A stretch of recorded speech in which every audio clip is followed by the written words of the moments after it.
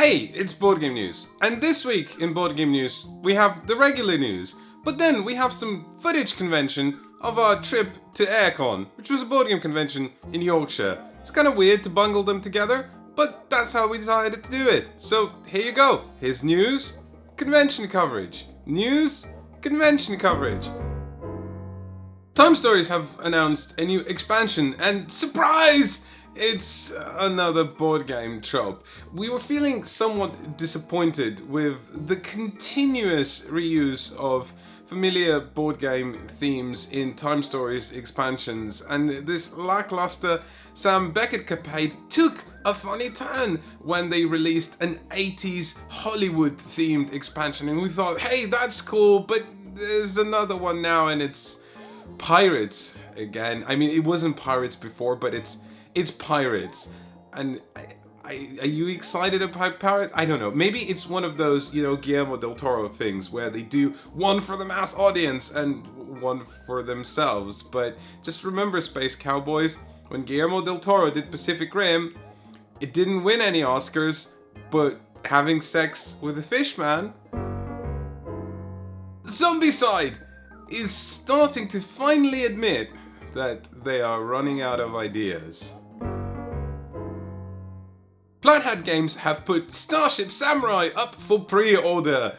It's got samurai, they're in starships, and they have swords, and they get into mechs, and do you know what? I am really excited, mostly because it comes from Plaid Games, who's a publisher who has an incredible track record of just wonderful games, like the crowd-pleasing Dead of Winter, or the ever-charmful Stuffed Fables, or Seafall. But do you know what I'm not excited about? Is the whole pre-order thing where you buy the game before anyone's ever reviewed it and you get a bunch of extra bling because you did that. Because, hey, here's the thing, at least with Kickstarter exclusives, you get to glean some insight from the paid previews doing the marketing rounds, or if it's Rado, then, you get a genuine opinion. But here, and do you know what the worst thing is? And this... If you live outside of the United States, this is what the shipping costs, which you'll note is more than the actual game itself. So what I'm saying is I'm not falling for it hook, line and sinker.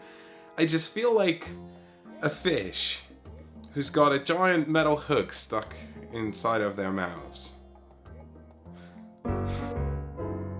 Games Workshop is trying really hard to make a board game again. Maybe this one, eh?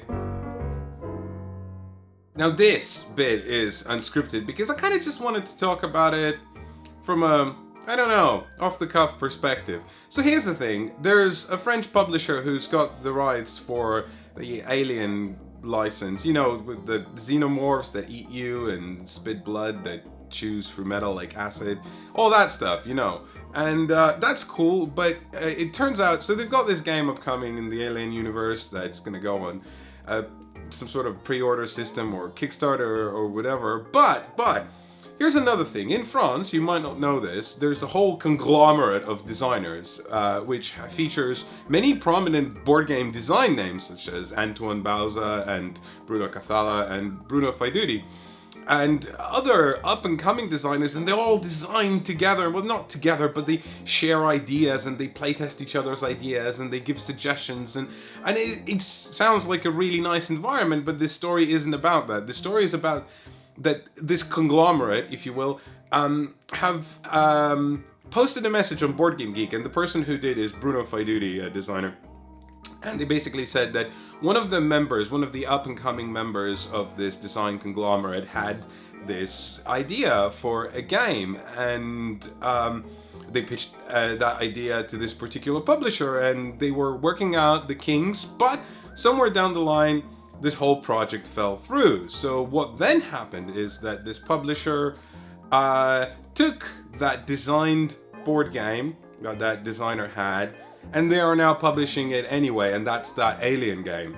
So it's kind of funny because the other side of the story is that yes, we are publishing this game. Yes, this designer has worked on that game, but we're a publishing company, so we all worked on it. So it's kind of our design now. And the funny bit is that legally, there's nothing stopping them from doing that. You might say, well, isn't it intellectual property? Well, no, it isn't. Game mechanisms are not intellectual property. Something like the Alien license might be intellectual property, which, hey, they have all the rights to, and they can publish any game they like. They can take an existing game, and as long as they retheme it to something that's theirs, you know, they can do it whole cloth, the same exact game, and publish it, and then nothing stops you from doing that, apart from maybe good conscience and possibly people finding out that that's what you're doing and not buying the game. And it's partly the reason why I'm doing this news bit, so that you know. But also, here's another thing. A lot of people, and this is, I guess, kind of like a public service announcement, a lot of people on Board Game Geek posted, well, this shouldn't be a thing, this should not be legally possible to do, and the really bad news is that this definitely should be a thing, because as much as I dislike what is happening, at the same time, there is a reason you can't patent game mechanisms, because as soon as you do that, someone owns the license on, you know, rolling 2 dice, or someone owns the license of placing a worker meeple, and someone owns the license to meeple. Hey, how about that, right?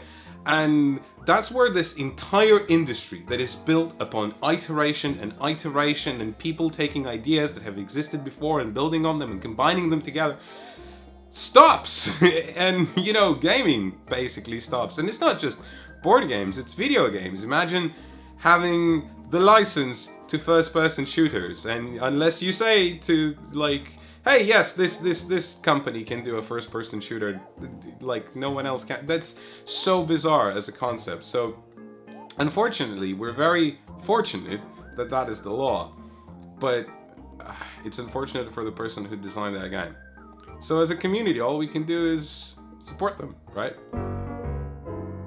In this week's celebrity news segment, there is no yet again redecorated interview room. There's just Rodney Smith in Yorkshire, doing a thing that he knew would annoy me because he was taking an unnecessary risk that he didn't need to take, but he decided to do it anyway. Here's that particular moment and the rest of our AireCon convention coverage. You need 4 out of 5. Ooh, it's risky, isn't it? That is really risky. Ooh, it's really risky. Which one are you doing? I'm thinking about it. It's really risky. A fool, right? A fool. I hate you, Rodney. You know what I'm gonna do. Yeah, I know. I'm sorry.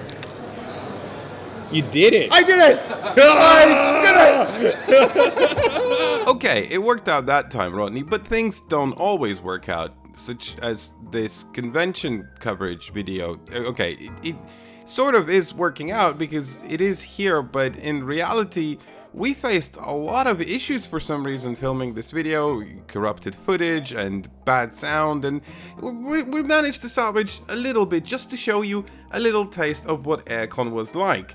And the best part about AireCon is that it's in Yorkshire, in Harrogate. Harrogate is a beautiful place of gorgeous English architecture and beautiful scenery, and everywhere we went we couldn't help but admire the tranquility and serenity of the county that gave us Sean Bean, and also sadly gave us Dan Hughes. But I know what you're all thinking. You're all thinking, does it have a Wagamama's? And the answer is yes. Yes, it does. But we didn't want Wagamama's. We wanted to go and visit Betty's, which is a famous tea room, but it was so busy, and that's the queue. That is the actual queue for Betty's. So we didn't, and back to the convention halls we went. I got my press pass, and passes in AireCon let you write your own name, and that is just always a mistake. Why would you let people do that? I'm deciding to remain anonymous. I don't want to be Yorkshire pudding. AireCon is the second largest specifically board game dedicated convention in England, but that still doesn't make it very big in comparison to something like, say, UK Games Expo. But if there's one thing you're guaranteed to be able to do at AireCon is play board games. And so we did. We played a game called Chronicles of Crime, which was on Kickstarter very recently, and you can still late pledge for it if you want to. Why are we saying that? Well, because as we were playing Chronicles of Crime at AireCon, so many people came up to us and they were like, is it good? Should I back it? And we're like, well, there's the demo. You can try it for yourself. And they were like, is it good? Should I back it? So here's our answer. It is good, we think, because there was only one demo scenario available to us, but we very much enjoyed ourselves. It's reminiscent of Sherlock Holmes Consulting Detective, but not quite like it. Sherlock Holmes is just purely information, whereas this feels a little bit more like a game. There's various different locations you visit, and in those locations you can use the app to scan certain items, and then that might reveal clues or might not reveal clues, and things depend on, for example, what time of day you go to visit a certain location or talk to a certain person. Because it's not the right time, they might not tell you the right information, and that was interesting and intriguing. But there's one thing that made it feel very different from Sherlock Holmes, is that things were a little bit more nebulous. We never got a straight up answer to a riddle in the game. We just got allusions and kind of leads. I guess that's what you would expect in a detective game, but it felt strange to kind of give answers to a puzzle where you weren't quite sure if it's the right answer or not, and you're kind of doing guesswork because you haven't got solid evidence. But then in the end we turned out to be right. So I'm happy to report that we both would definitely play Chronicles of Crime again. This is lunch lady Elaine. She's going to be serving us. What are you going to be serving?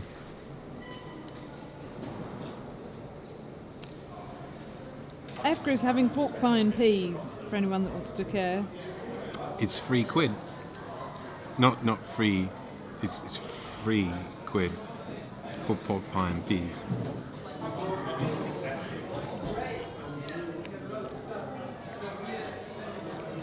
It tastes like pork pie and peas. That's the food situation in AireCon pretty much covered. We played more games, not just this one game. We played like London, for example, with Rodney Smith, because we like to capitalize all of his time and no one else wanted to meet him, so we just had him all to ourselves. But that's not the game we want to talk about. The game we want to talk about is kind of called Sherlocked, and I'd say kind of because it doesn't really have a title. This is just like a tentative title. They're not going to use that title. They're going to use some different title. But this comes from the same publisher, CGE, as Codenames. And if you enjoyed Codenames, I'm happy to report that even though we played a prototype that they said they might not even release, which I think would be a crime against board gaming, this is, in my very humble opinion, better than Codenames. And what's so great about it? Well, it's essentially 20 questions, but you don't get to come up with a question if you're the one who poses the question. You just kind of draw some cards and it tells you, hey, you have to make people guess this thing. And then you give out clues. But the clues, they are peculiar. For example, you might be forced to give a clue in the form of pixel art that you combine out of cubes on a 4x4 grid. Just imagine drawing something with cubes on a 4x4 grid. It's incredibly difficult, but it produces the most hilarious results. And sometimes you're allowed to give like audible clues. So when somebody tried to make us guess the word trumpet, they trumpeted.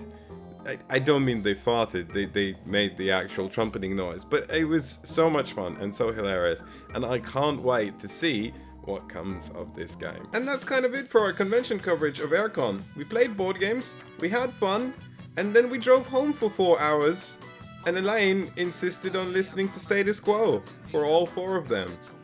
Here's a snippet of my torture. Goodbye.